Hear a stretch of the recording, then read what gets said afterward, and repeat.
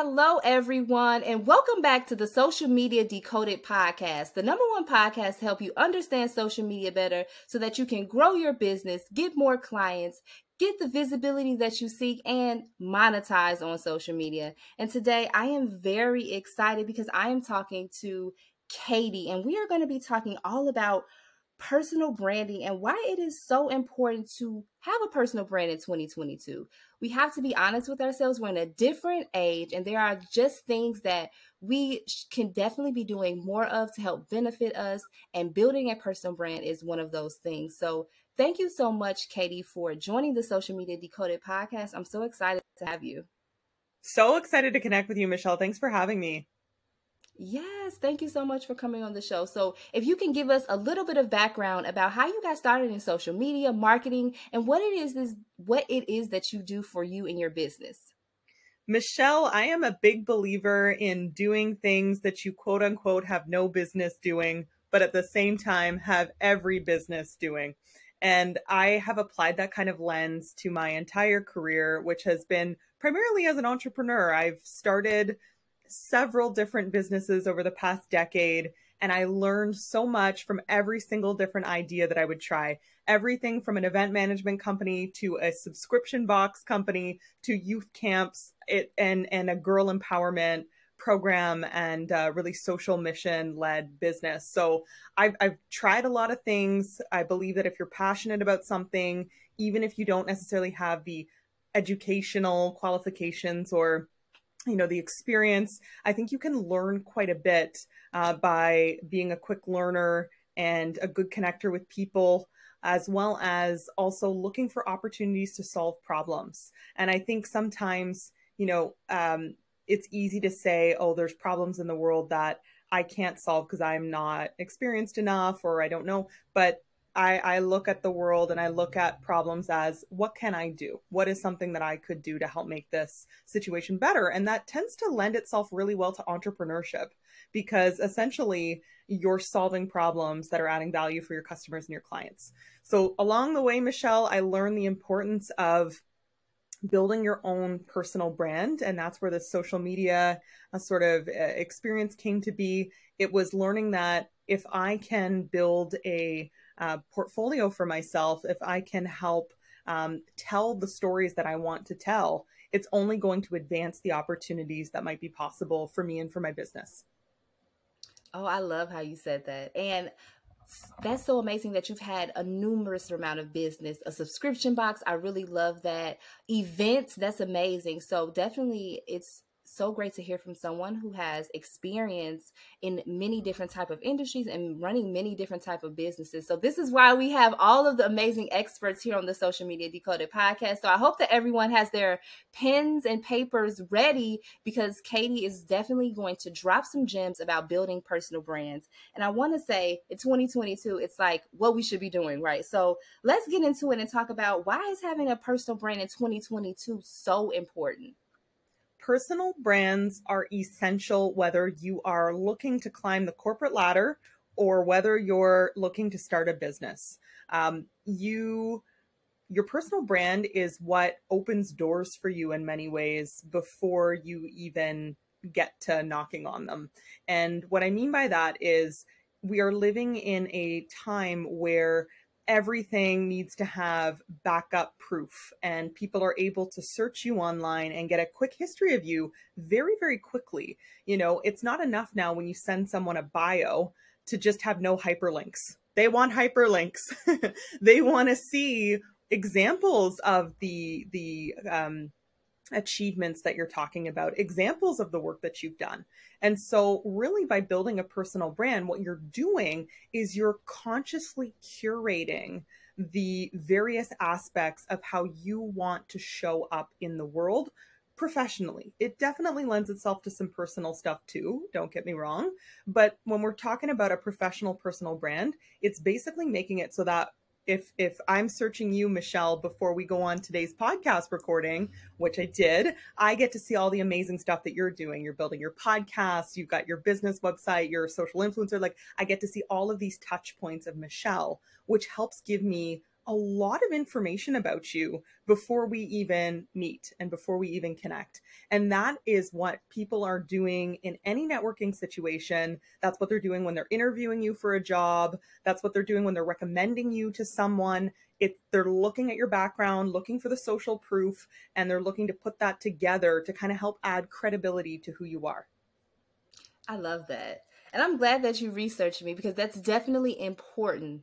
It's important, right? I think that we don't necessarily think about it if we're going to get a job and it's like, oh, are they going to look at my social media? Are they going to look at my background online? But yes, they are. And so if you want to be an influencer, or if you are, you work for an amazing attorney and that's like what your job is, and you want to create social media and a personal brand, you can do it. We don't have to limit ourselves to just like a box. I think when it comes to building a personal brand, we can definitely expand that. And I know firsthand how beneficial it is, especially with networking, right?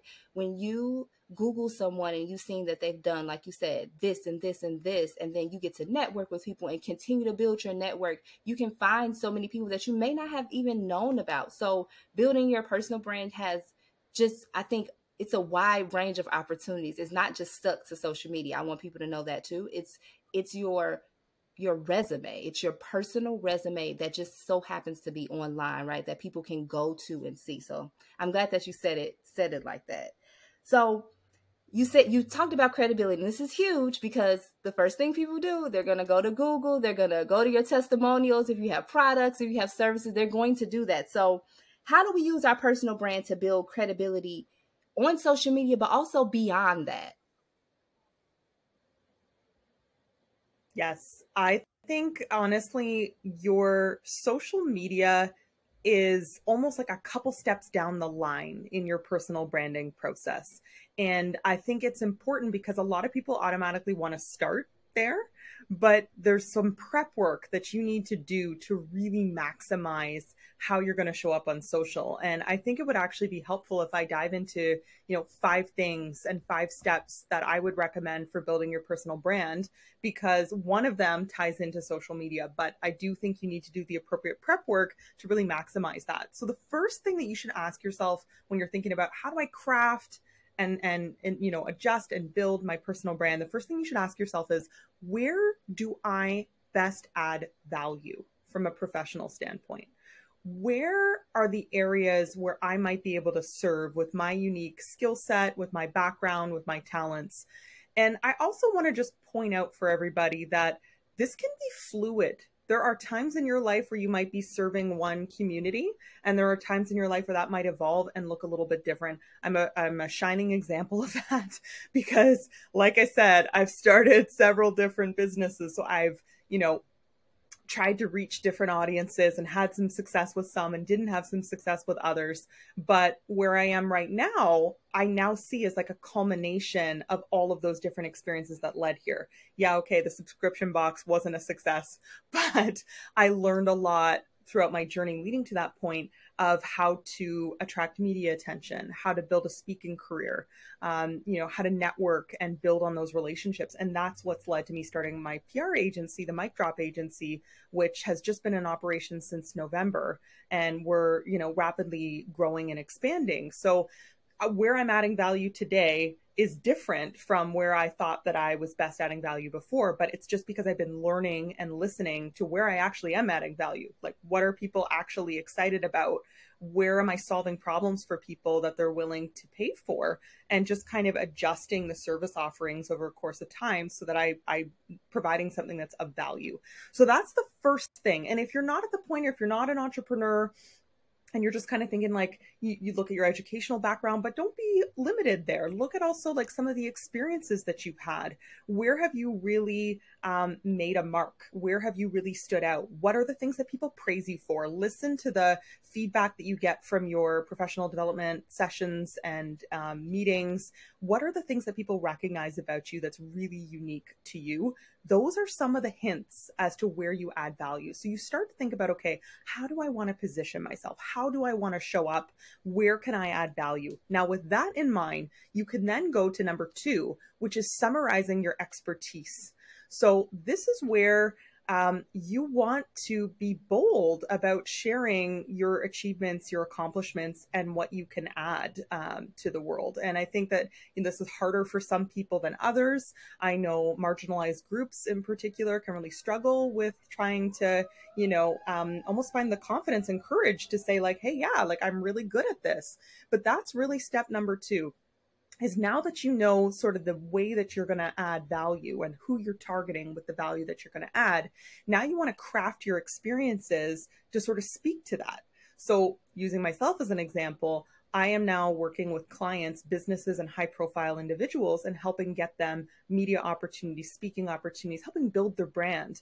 I want to make sure that in my own background, in my own bio, in any of my social media touch points, I'm proving that I am the right person to do that for others. So that's where I'll post clips of, say, my TEDx talks or clips of interviews that I've done, because all of that is helping to showcase how I am qualified, uniquely qualified to help my clients achieve this. So whatever industry, whatever field, whichever way you're going, you want to kind of start gathering together that social proof and crafting your bio. Everybody needs a bio. It's not just for, famous people. You need to think about yourself in terms of how you're packaging yourself to the world. That bio goes on your LinkedIn page. It becomes part of how you craft the narrative around yourself on your social pages as well as on your resume. So that was number 2. Number 3 is update your social channels. Your social channels and your, if you have a personal website, okay, if you don't yet, but your social channels are really the next place. But do you see how we've done 2 things before that? We've identified where you're adding value. Then we've summarized your expertise so that you're thinking, okay, like how can I show credibility for the areas that I want to be known for? Then you update your social channels. Then you craft the Instagram bio. Then you do your LinkedIn profile. And by the way, LinkedIn, in my opinion, is one of the most underutilized social networks. I know a lot of millennials in particular, like Instagram's sexy, right? TikTok's sexy, but LinkedIn is really sexy. You just got to get to know it. The best way to maximize LinkedIn, it's the best place to add social proof. You can put an experience that you've had or a job that you've had, and you can add links to articles and to videos and a bunch of different things to help add some real social proof. You can update your whole bio.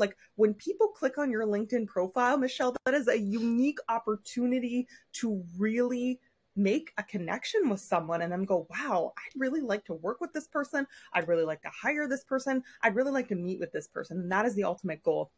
And if you've done 1 and 2 well, you'll be able to put those keywords and position yourself in such a way where you're going to attract the right kind of people. Number 4, content. Start developing content that reinforces your personal brand.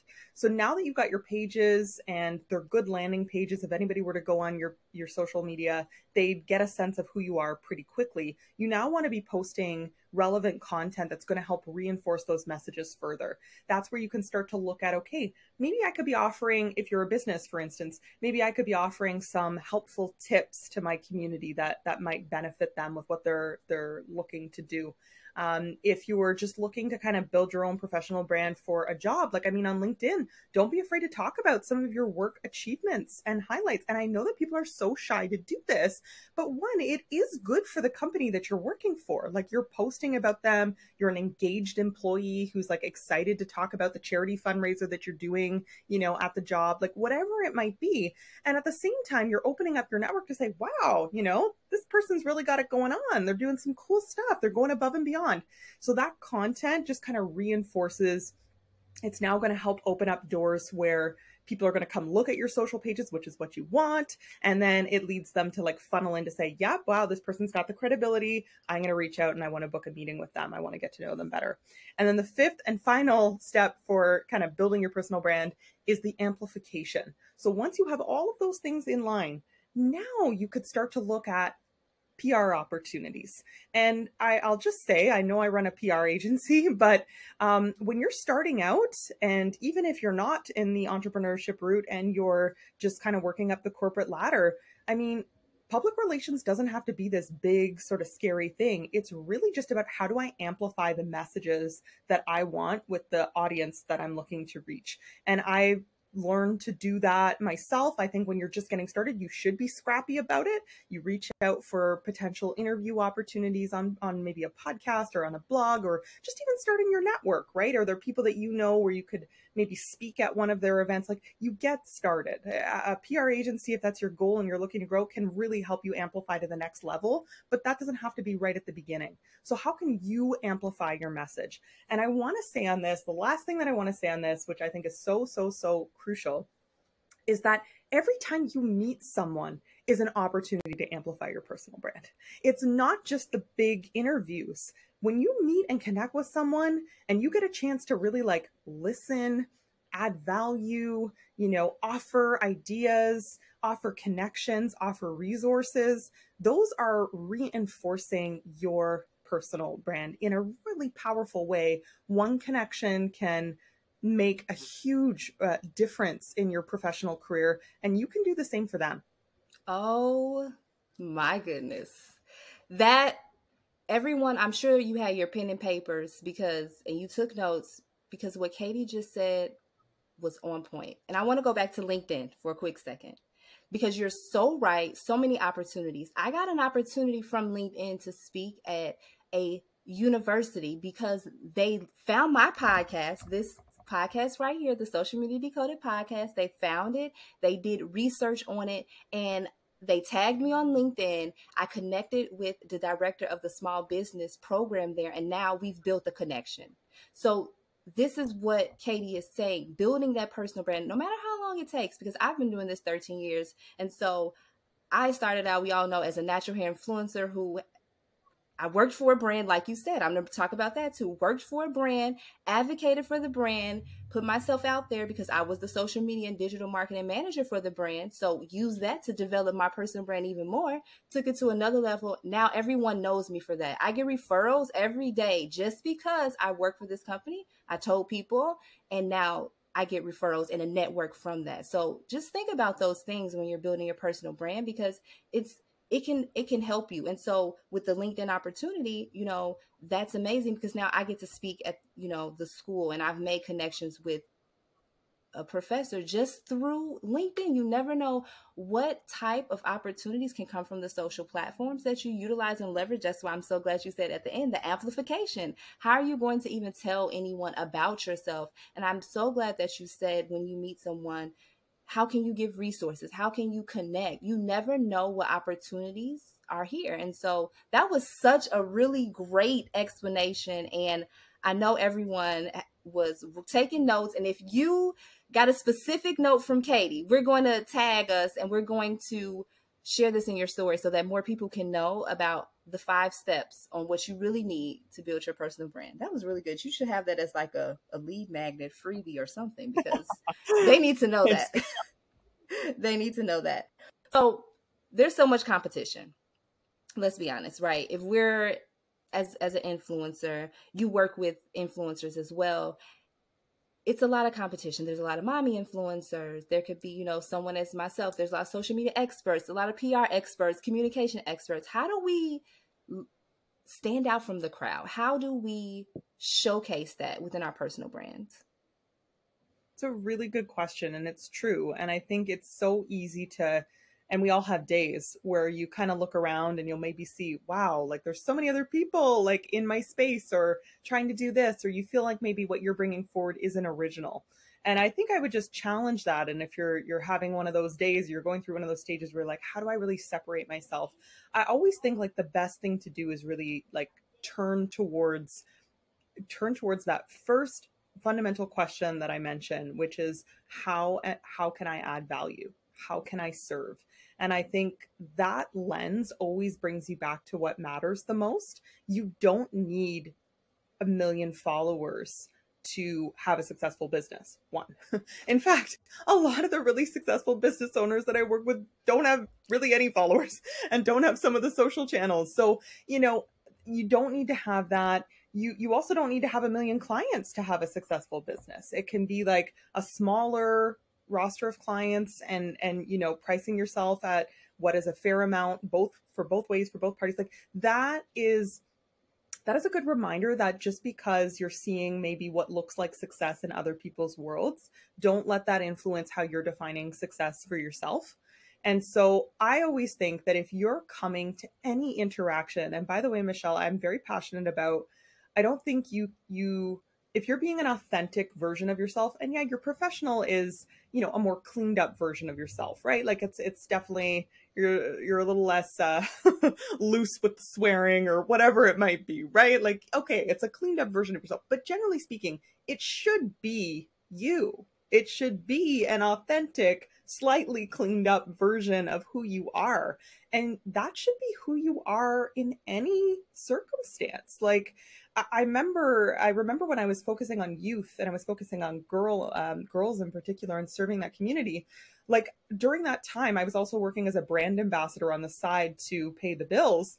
And like, I wouldn't take alcohol focused gigs, and I wouldn't take anything that was more like adult content focused, because I would share about what I was doing on my social, and that not because I wasn't over 19 and drinking alcohol, but because I'm in Canada, by the way, everybody, just showing that out for the US audience, but because I knew that wouldn't have been like a good model to the audience that I was like trying to serve with the business I was building. So that's just one example of how I really just believe in like showing up authentically. And when you do that and you're being genuine and you're really caring about this audience that you're looking to serve and add value to, that comes through. Like that comes through in a really powerful way. When you're talking to someone, if you've ever been to a networking event, you can tell the people who are there to actually listen and engage and like really have a meaningful conversation versus the people who are there to like just get as many business cards as they can. And when you're talking to them, they're looking over your shoulder to see if there's somebody more exciting that they could go speak to. Like we all know how that feels. That is like the authenticity piece that you can't fake. And when you truly care about someone and you're truly like looking to make their lives better, that comes through in so many ways. And then if you're doing all those other things that we talked about, like building your own credibility, building your own expertise and telling your story well, that's just going to help resonate even more. Yes, no. Some gems again were dropped. This is why the Social Media Decoded podcast listeners, we have the top experts here to give you the tips that you can implement right now to see the results that you're seeking. So I'm so glad that you touched on all of that. I want to talk about a few do's and don'ts, because we know there's some things, and I know you kind of touched on it a little bit there with the drinking, but what are some do's and don'ts that you would say, like when it comes to building your personal brand, that you should do more of, and then what should we stay away from? Yes. Okay. I've tried to summarize these for you here, Michelle, because I got lots, but I got just a couple for each one. So for don't, I'm going to reinforce what I just said. My first don't is don't be inauthentic. That goes two ways, right? It means you shouldn't be trying to be someone else. You shouldn't be trying to change, who you are in a way that's like, feels like a stretch for you. And very quick example on that, you don't want to be just trying to talk about a keynote topic that you think sounds smart if it's not within your wheelhouse of what you're, an expert on. That's okay. We're not going to be an expert on everything. So speak to what you know, your unique experiences, your unique point of view, own that. So the other don't is don't be constantly selling. You don't need to be hard selling in every single post that you're putting up on social media or when you meet someone in person. Instead, focus on that value piece. If someone finds value in what you're offering or in the ideas that you have, or just in that meaningful connection with you, the opportunities will come, like the opportunities for business and career development will come. And yeah, there's definitely a point where you ask for the sale. Don't get me wrong. I'm all about selling, but you don't lead with that. And especially not in a way on like social media, just posting, it comes off wrong. And I think you want to form that connection before you hit with the sale. The third don't is don't be fixated on only one idea. Don't allow yourself to get caught up with I'm only one thing, or I can only be one thing. Because as I mentioned, I'm all about testing.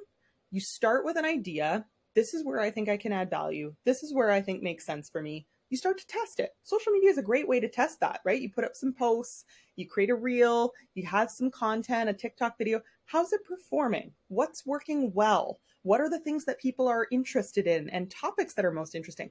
All of that are like constant little tests. It's like little science experiments almost. And you get to see like what is working. And I recommend doubling down on what works and letting go of what doesn't. And if you continue to do that, you're going to find the niche. You're going to find the right angle for you. So don't be stuck on, if you just start with an idea, that doesn't necessarily mean that's going to be the final idea that you end up with. Start with something. You have to start, but get that feedback, test it, and don't be afraid to change. My 3 do's, okay? My do's: offer meaningful value. Don't have that mindset of like, I don't know, there's not enough pie for everybody. Have an abundance mindset. Just because I'm offering someone a connection in my network that I think is really going to help them doesn't mean I'm losing something. I am gaining something from that. And if you believe in this idea of like, you know, trying to do the best for others and you know, good comes back to you in that sense, it will come back to you in other ways. And I think we should act the way that we would want to be treated if we were on the other end of that. The second piece is be consistent. So make sure that you're, when you have your idea and you're starting to test it out, you're showing up consistently in all of the various places where you'd like to. And even if you change and pivot that initial value prop, that's okay. Take people along the journey with you. And I also mean be consistent in the sense of you should be the same person offline as you are online. There should not be a difference there. And that is a quick noticeable thing. As soon as somebody meets you in person, those 2 things should sync. And the third do is look for ways to genuinely help other people. And that just kind of reinforces what I've been discussing already. At the end of the day, business is about transactions with people. It's about other people and how do we help and how do we serve. And so if you're looking for ways to do that, I mean, from a mentorship perspective, from just helping someone that you meet at a networking event, whatever it might be, if you have that sort of mentality, it's going to lead to some really powerful connections and relationships that eventually help even in your professional journey. Oh, I love everything. But one thing you said there, who you are online, it should be who you are offline, because that matters. And so that is that's the sticker right there. Be who you are online, who you are offline, because people can tell. So I think as long as you're authentic in everything that you do, you will be A-okay. It's when you try to fit into a different mode, when you try to do something different that isn't what you would normally do, or like you said, try to talk about topics that you don't really know what you're talking about. When you know what you're talking about, it will flow and everything will be okay. So I'm so glad that you said all of that. This has been an amazing episode packed with so many gems to help us build our personal brands in 2022 and beyond, on social media and off social media. I'm so thankful for you, Katie, and all the tips that you provided today.